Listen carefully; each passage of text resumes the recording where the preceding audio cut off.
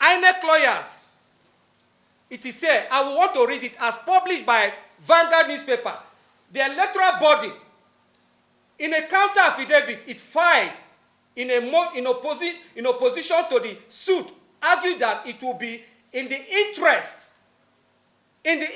of justice for all the parties to wait for the outcome of an appeal on the dispute already pending before the Supreme Court. And it's very funny. The Supreme Court has said, go, has told all parties to go home, and they'll communicate to them the day they will deliver judgment, and the parties will come for judgment. So why the hurry? Those governors of PDP should tell us, why are they hurrying to install a misfit? Somebody that has been accused of forging our document, our guidelines, party guidelines, somebody that is forged, that has been accused to forge this document. Somebody that came with talks to disrupt against Section 58 of PDP Constitution, the BOT meeting. Why are the governors and those that are collaborating with them in the BOT and NWC cannot wait for the Supreme Court judgment? All the parties, as said by the court, should wait until the Supreme Court make a pronouncement on that. Until the Supreme Court make counter pronouncement, Senator Anyanwu remains the National Secretary of PDP.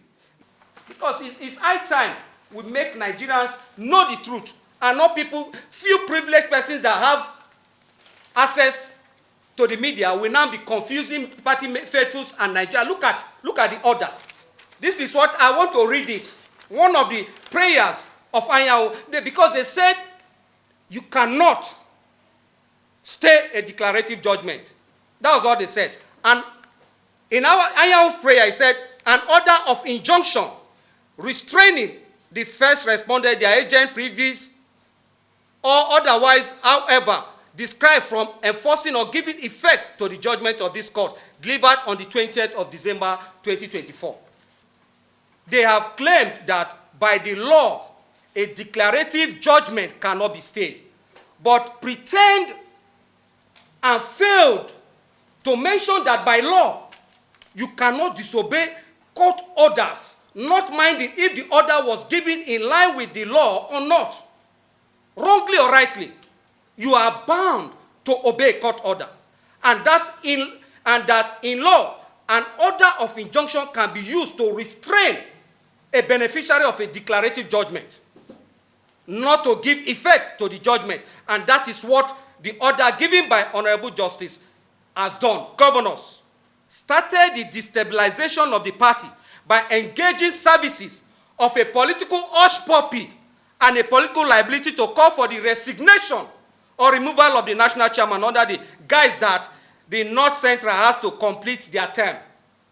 When that failed, they caused division in the NWC by pitching some of the NWC members against the national chairman and the national secretary, to the extent that the national treasurer laughably declared himself as national chairman. Oh God. With the support of these same people, and when that also failed, they tried to blackmail the party leadership with those that are leaving the party and decamping to other parties for selfish reasons, and also reasons because the governors overbearing attitude, which has given negative effect to the party. And at the end, the last bus stop for their fight is to ensure that the national secretary is removed. It will not be removed. It is only Supreme Court decision that will remove Anyanwu, and nobody can remove it. The ultimate plan to destabilize and destroy the party was the attempt by the Governor Bala Mohammed-led PDP Governor Soru to illegally remove the most distinguished senator Samuel Nnaemeka Anyanwu as National Secretary. The Enugu State Governor and self-acclaimed leader of PDP in the Southeast and the orchestrator of the attempt to remove the most distinguished senator Samuel Anyanwu as National Secretary has failed in uniting the party in the Southeast. There is no part of the PDP constitution here where a zone can remove anybody. And they claim that Anyanwu resigned from the party to go and contest election. I'll bring the letter. He did not resign. Senator Anyanwu took leave.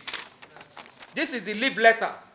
Wrote to INEC, signed with him and the national chairman, asking the deputy national secretary to act. So why these leaders are going to media to lie that Anyanwu will resign? So we are calling on our party leaders, moreover those that are pushing a misfit of the person of Udeh-Okoye as national secretary.